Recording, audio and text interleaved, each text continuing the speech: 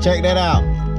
I even listen to my own music from my own YouTube channel. I mean, it ain't my music, like I ain't make it, but if you watch my channel, yeah, I use this song and I listen to it when I cruise too.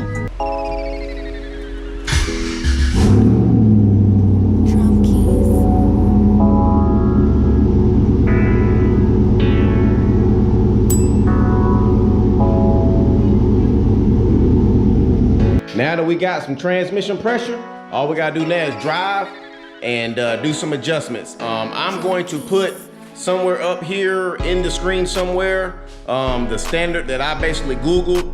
I don't know it off the top of my head, but it basically tells you what the PSI needs to be at idle, what it needs to be at cruising, and what it needs to be at wide open throttle. Main thing I want to adjust is my fourth gear, because I want to make sure my TCC lock up. I have been having issues with torque converter not locking sometime.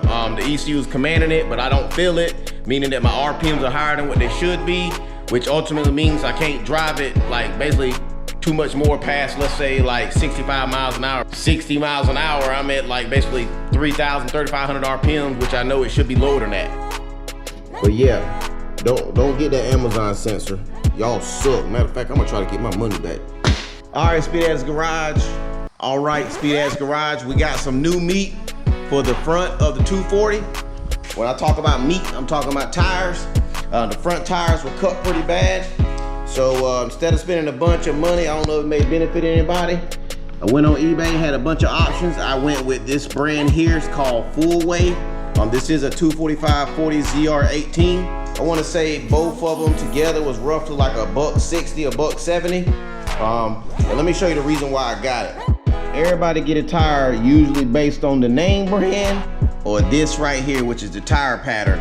Out of all the options, I don't know why, I like the fact that it has Sport Star written in the middle. The pattern don't look too bad.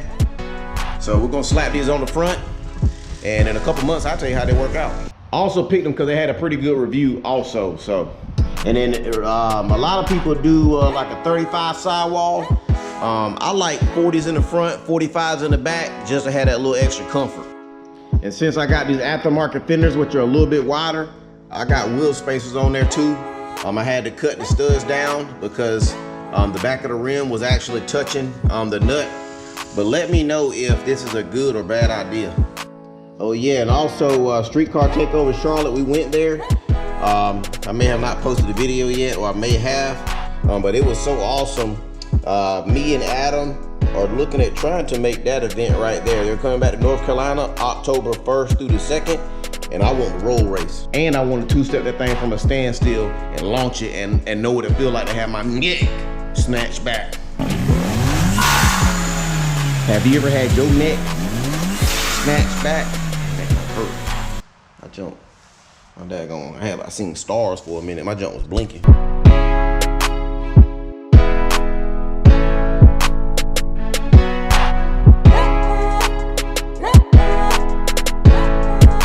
All right, I want to test out the new meat on the front of the 240, aka the front tires, and I kind of want to do some pulls too.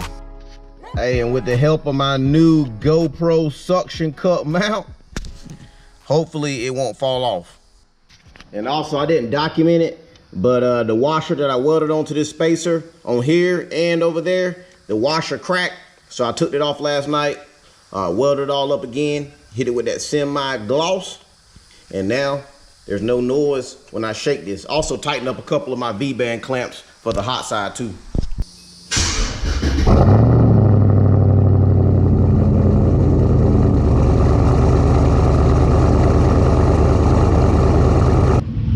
Man, I can't believe this bull crap. The sidewall is exactly the same, but this mug is rubbing the inside of here.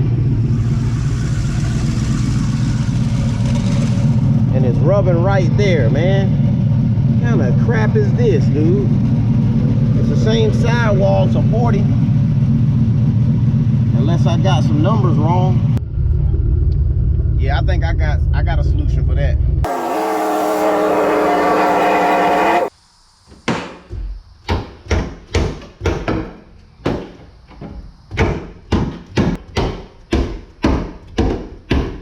Hey, y'all start looking at my bald spot too, man. I'm getting old.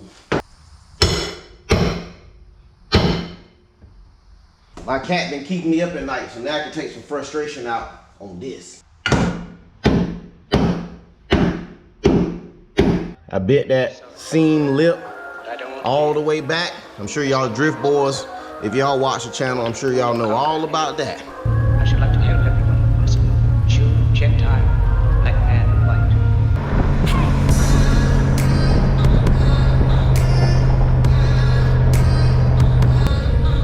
Let's see if we can do a pull from a standstill. Control the wheel spin.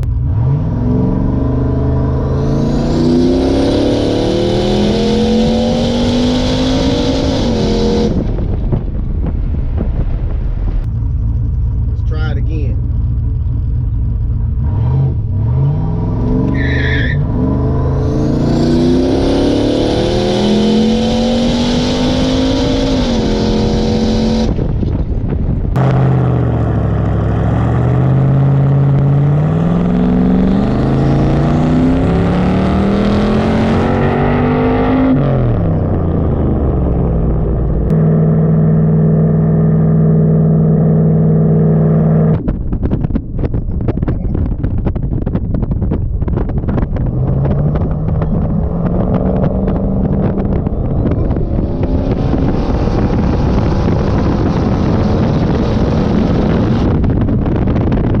All right, I drove for a few minutes, actually probably about 20 minutes.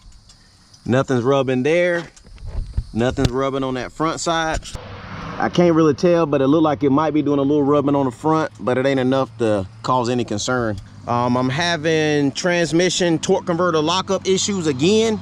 I can't really figure out what the heck is going on, because every time it drives perfectly fine, and then it's like when I break traction or ramp on it from a standstill, it end up basically not locking up torque converter. I don't know if it's a temperature thing or what, but what I have done, and it did kind of maybe fix it, is I went up under here and I unplugged the daggone main plug that goes to the transmission. So let me try that real quick and then we'll see if it works.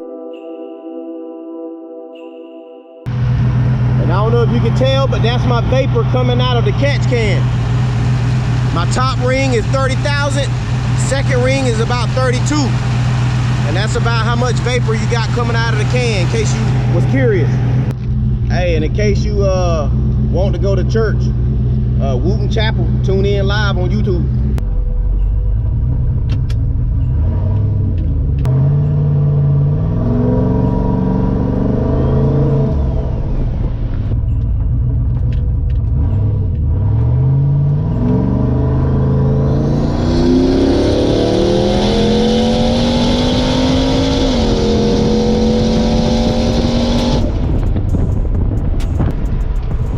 Converter's not locking up.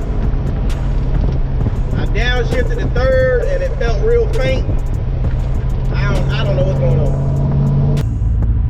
I think it feels slow too, because I took a bunch of timing out of it to keep it alive. I don't want to blow this mug up. I got a bad habit about driving stuff about 2 months and then blowing it up, and then it be down for like another year and a half, 2 years.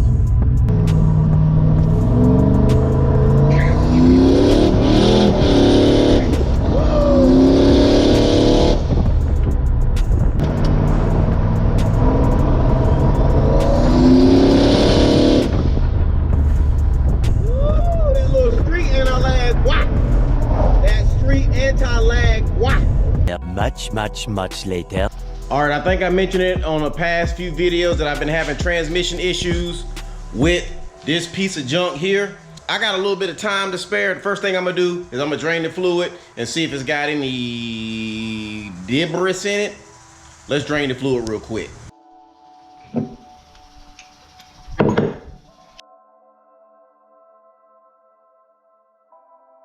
Still got that red pretty tint to it. It don't look dirty. Yeah, I can see through it still. Also, I relocated my O2 sensor bung probably for the 4th time, like an idiot. I didn't think it was gonna be a problem being right there on the bottom, but I burnt another one up. But again, I got it at the top in between 9 and 3 o'clock, and I think that's gonna work. So I just gotta get another sensor. All right, fam. I tried to, you know what? I went ahead and just pulled the pan, but I opened up the case and look at the first thing I found. This joker is, a piece just fell off. I mean, as you can tell, this is the lowest point, this piece right here that sends fluid to the rear tail housing. So I don't have a clue what in the world freaking happened. But I'm hoping, dude, I am praying to the Lord that this is all this wrong, because I do have another one of these. And then this stupid solenoid, man, I saw this little piece loose right here. I don't know what the heck that is. I don't know if it's a cover, just to cover it or what. So I wonder if both of these jokers had something to do with basically not feeling strong in fourth and torque converter lock up. I got 2 of these, but these were installed brand new, so I have no clue what freaking happened. All right, you know your boy Demetrius over here at Speed Ass Garage. I don't throw nothing away. So when I first bought this transmission, it was used, and I went ahead and just updated all of these. I swapped them all out with brand new ones, and just like in the last clip, we got some broken solenoids. I don't know which one is which. I'll research that later, but I'm crossing my fingers that that's the problem, and I got both of them here. Also, on a side note, this is the factory pan, and I'm just going to assume that somewhere up in here is what's hit that. So I need to make some measurements, and I'm probably going to end up banging this out or this section out with the hammer, and hopefully we don't have any contact with those solenoids. So I took my measurements. I came up with 4 inches in from like this bolt, which is right here, and then 7 inches. So this whole area right here needs to be hammered down. If you look at the bottom, it's got a crease in it, but I want to say this is factory. I mean, this whole crease up here, right there, I want to say that's factory. But I'm gonna set this thing right here, and I'm gonna beat the brakes off it with a hammer, because I'm mad that I just now found that. But I'm happy at the same time, because it saved me 1,500 bucks on rebuilding that tranny.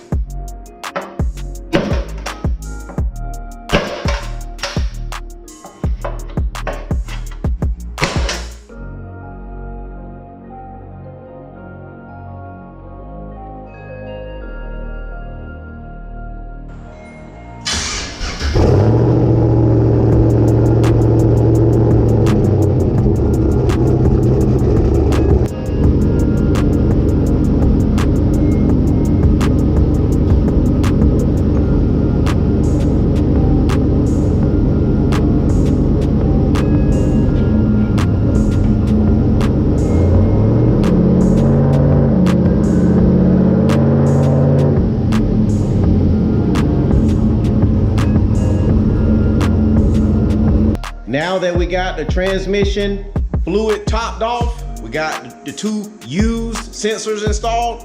It's only one thing to do, which is take it for a test drive. Yes! All right, guys, we're pulling out. Second gear felt that little bump. That's third.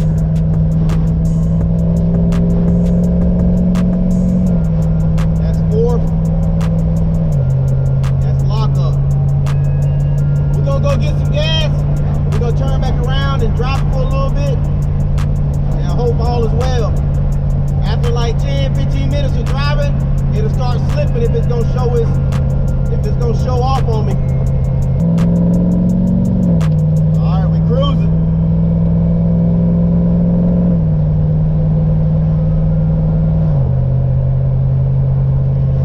It's in overdrive.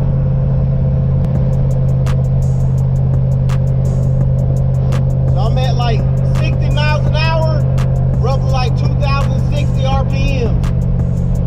I love these 255 or 254 rear end out of a Q45 with the 4L80. Man, perfect cruising combination. And it's electronically controlled. So I can dibble and dabble and do whatever I want to do.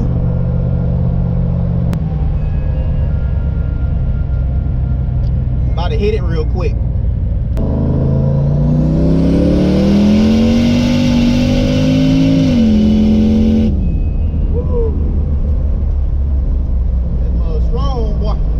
This mug is strong, son. Golly. stuff on it. Jokers want to hate on LS's, man. I don't know how. You know what? Jokers hate on LS's because they ain't been in the turbo LS, especially automatic. So normally right now it'll be slipping. After that pull, it'll be slipping. I'm at 50 miles an hour, 1,700 RPM. Woo! I think we good. Third gear pull.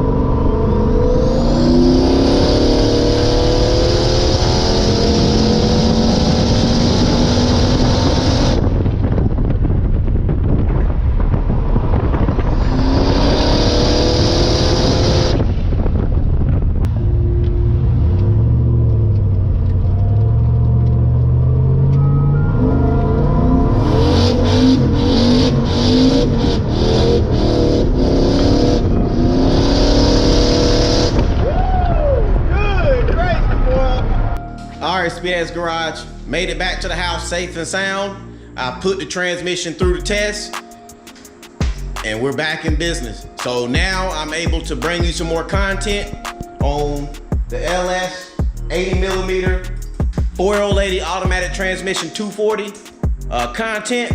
So hey, stick around because you know we always doing something at Speed-Ass Garage. Check you on next episode.